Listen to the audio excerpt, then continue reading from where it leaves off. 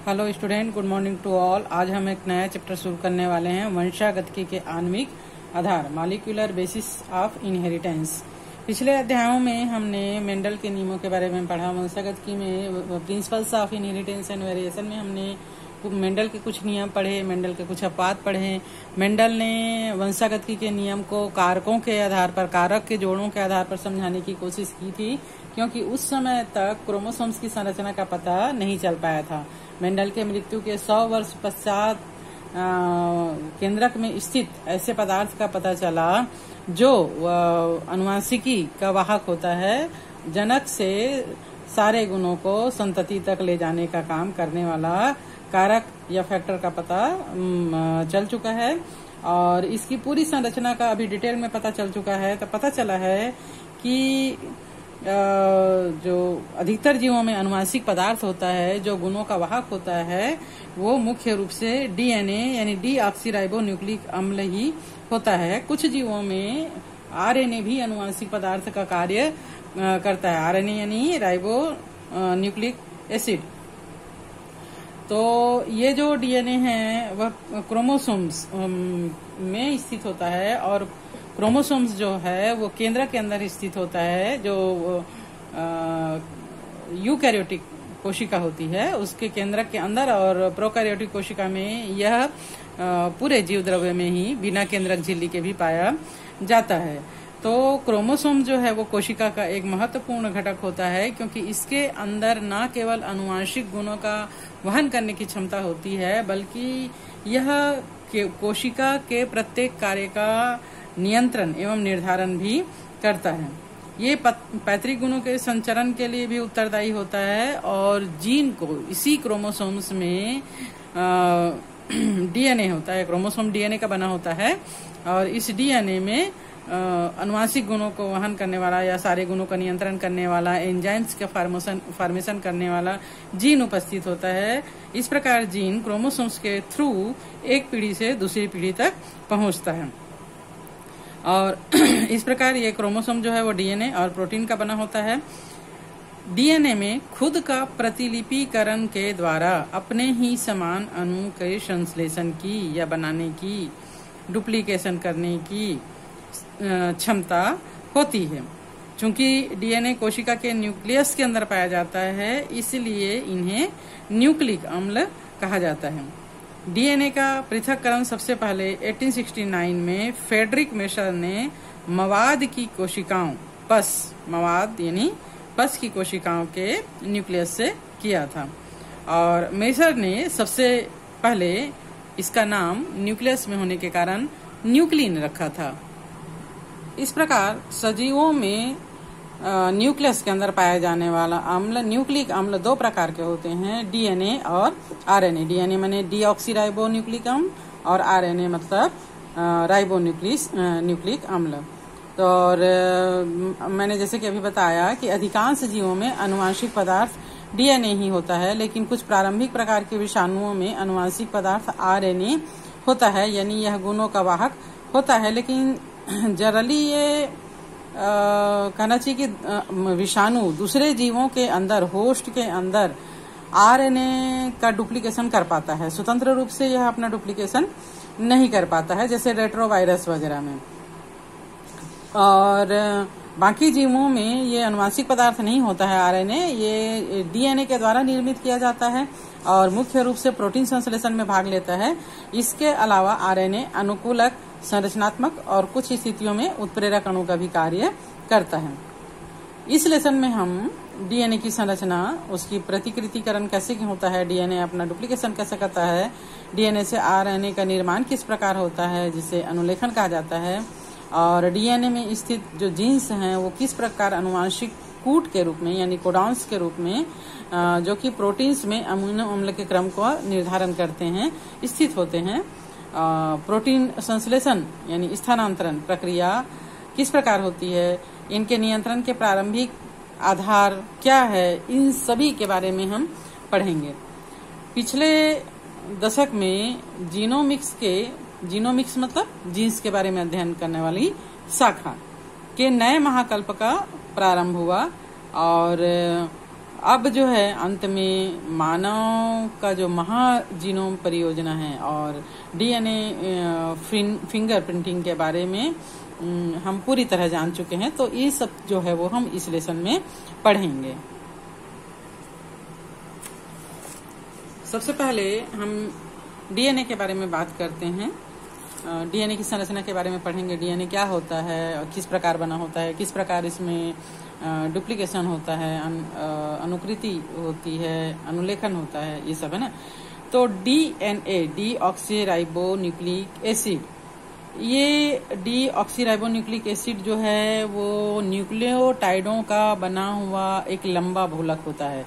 11th में हमने इसके बारे में पढ़ा था कि कितने प्रकार के न्यूक्लियोटाइड होते हैं, किस प्रकार ये आपस में जुड़े हुए होते हैं और इसकी संरचना के आधार पर मतलब ये कहना चाहिए कि डीएनए जो है वो एक जीव का ब्लूप्रिंट होता है। एक कोशिका के अंदर जो क्रोमोसोम्स है उसमें जो डीएनए है उसमें उस जीव का पूरा टोटल करेक्टर, सभी चीज, उसका बाह्य संरचना, आंतरिक संरचना, उसका स्वभाव, उसका गुण, उसमें क्रियाविधि, सब कुछ डीएनए के अंदर होता है। तो ये न्यूक्लियोटाइड का बना हुआ एक लंबा बहुलक होता है। डीएनए की लंबाई उसमें उपस्थित न्यूक्लियोटाइड, कितना न्यूक्लियोटाइड इसमें जुड़ा है उस पर निर्भर करता है और ये किसी भी जीव की एक खास विशेषता होती है। जैसे एक जो जीवाणुभोजी वायरस, ये जिसे कि पाई इंटू 174 कहते हैं, इसमें 5386 न्यूक्लियोटाइड्स पाए जाते हैं। इससे यह मिलकर बना हुआ होता है। इसी प्रकार जीवाणुभोजी लैम्डा में 48,502 क्षार युग्म पाए जाते हैं। इस्चेरिचिया कोलाई या ई कोलाई में 4.6 इंटू 10⁶ क्षार युग्म पाए जाते हैं।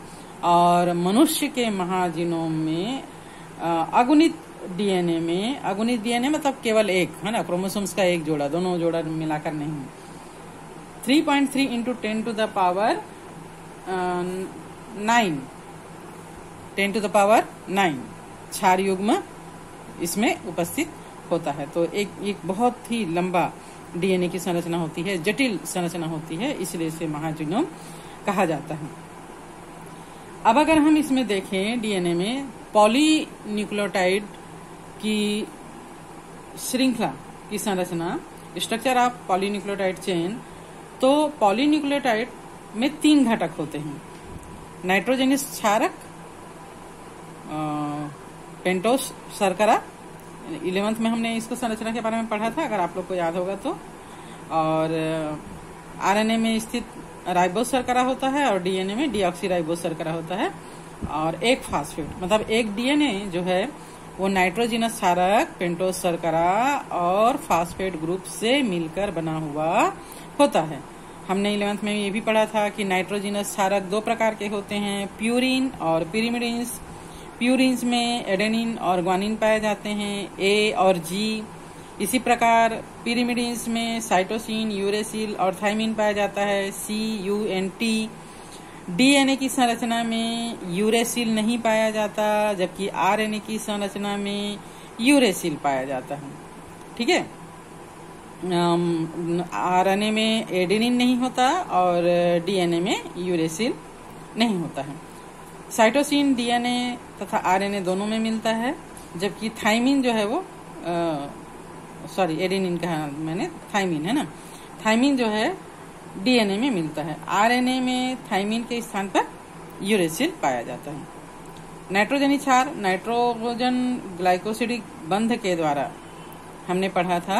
ये जो नाइट्रोजनस क्षार है, जैसे एडेनिन के साथ थाइमिन जुड़ा रहता है डीएनए में, या फिर आरएनए में यूरेसिल जुड़ा होता है, और ग्वानिन जो है वो साइटोसिन के साथ जुड़ा हुआ होता है, और इनके बीच में नाइट्रोजन बॉन्ड के द्वारा ये एक दूसरे से जुड़े होते हैं।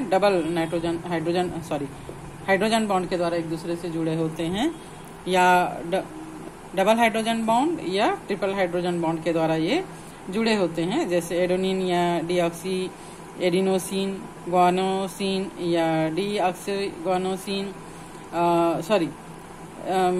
जुड़ा होता है ना। और ये नाइट्रोजनस क्षारक जो है वो नाइट्रोजन ग्लाइकोसिडिक बंध के द्वारा पेंटोस शर्करा से जुड़कर न्यूक्लियोसाइड्स बना लेता है। जैसे एडेनिन जो है वो एडिनोसिन या डीऑक्सी एडिनोसिन बना लेता है। ग्वानोसिन जो है वो डीऑक्सी ग्वानोसिन या साइटोसिन जो है वो डीऑक्सी साइटिडीन और यूरिडीन या डीऑक्सी थीमोडीन, है ना। इस प्रकार ये जो है वो शर्करा के साथ मिलकर बना लेते हैं। और ये जो न्यूक्लियोसाइड्स है वो फास्फेट समूह से फास्फोएस्टर बंध के द्वारा जुड़ जाते हैं और न्यूक्लियोसाइड्स के 5 हाइड्रोक्सिल समूह से ये जुड़ जाता है। तब संबंधित न्यूक्लियोटाइड्स का निर्माण हो जाता है। पहले न्यूक्लियम, फिर nucleotides, then nucleosides, then nucleotides. 2 nucleotides 3 prime बोलते हैं इसको, 3 प्राइम और 5 प्राइम। यहाँ पर ये दिया हुआ है, देखिए ये 5 प्राइम है, 3 और 5 प्राइम, है ना। न्यूक्लियोसाइड्स जो है वो 3 प्राइम और 5 प्राइम सिरे वाले होते हैं। एक सिरा ऊपर का जैसे सिरा है वो 3 प्राइम वाला है, तो नीचे का सिरा 5 प्राइम वाला होगा। ऊपर का सिरा 5 प्राइम वाला है तो नीचे का सिरा 3 प्राइम वाला होगा। 3 के साथ 5 और 5 के साथ 3 प्राइम सिरा होता है।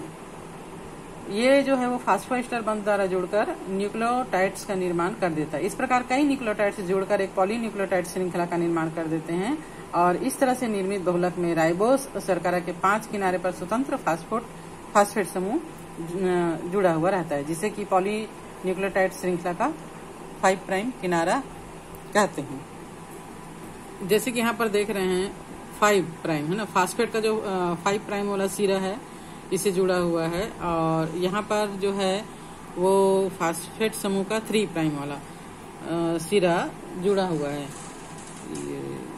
संरचना शुगर से, है ना, शर्करा से। शर्करा की संरचना तो आप लोग केमिस्ट्री में पढ़े हुए हैं, ठीक है। तो ये जो है ना 5 एक तरफ 5 प्राइम और दूसरी तरफ 3 प्राइम वाला किनारा होता है। ठीक इसी तरह से बहुलक के दूसरे किनारे पर राइबोज युक्त 3 प्राइम हाइड्रोक्सी समूह से जुड़ा रहता है, जिसे पॉलीन्यूक्लियोटाइड श्रृंखला का 3 प्राइम किनारा कहते हैं। जैसे एक जो है वो शर्करा से 5 प्राइम वाले स्थान से जुड़ा हुआ है और दूसरी तरफ जो है वो 3 प्राइम वाले किनारे उससे सिरे से जुड़ा है, तो 3 प्राइम वाला किनारा कहते हैं। पॉलीन्यूक्लियोटाइड श्रृंखला के आधार का निर्माण शर्करा व फास्फेट से होता है। नाइट्रोजनी क्षार शर्करा अंश से जुड़ा होता है जो कि आधार से प्रक्षेपित होता है। और आरएनए में प्रत्येक न्यूक्लियोटाइड अवशेष के राइबोस की 2 प्राइम जगह पर एक अतिरिक्त हाइड्रोक्सिल समूह स्थित होता है। आरएनए में थाइमिन की जगह यूरेसिल पाया जाता है, थाइमिन नहीं पाया जाता। मॉरिस विल्किंस और रोजलिन फ्रैंकलिन द्वारा दिए गए एक्सरे निवर्तन आंकड़ों के आधार पर 1953 ईस्वी में जेम्स वाटसन और फ्रांसिस क्रिक ने डीएनए की संरचना, वाटसन एवं क्रिक ने डीएनए की संरचना का द्विकुंडली नमूना प्रस्तुत किया था। इसे वाटसन और क्रिक का द्विकुंडली मॉडल, डीएनए का द्विकुंडली मॉडल कहते हैं। इनके प्रस्तावों में पॉलीन्यूक्लियोटाइड श्रृंखलाओं के 2 लड़ियों के बीच क्षार युग्मन की उपस्थिति एक बहुत ही प्रामाणिक श्रृंखला थी। उन्होंने जो डीएनए की संरचना को समझाया, बहुत ही अच्छी तरीके से समझाया था।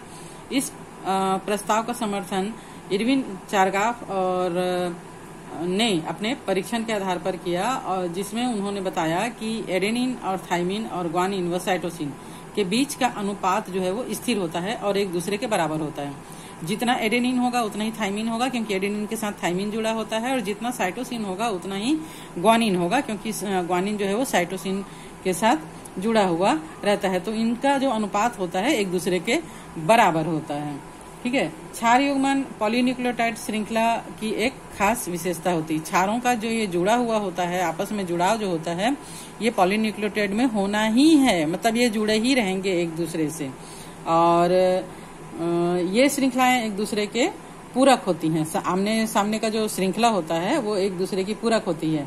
मीन्स एडेनिन के आगे थाइमिन और ग्वानिन के आगे साइटोसिन होगा, ये एक दूसरे के पूरक हैं।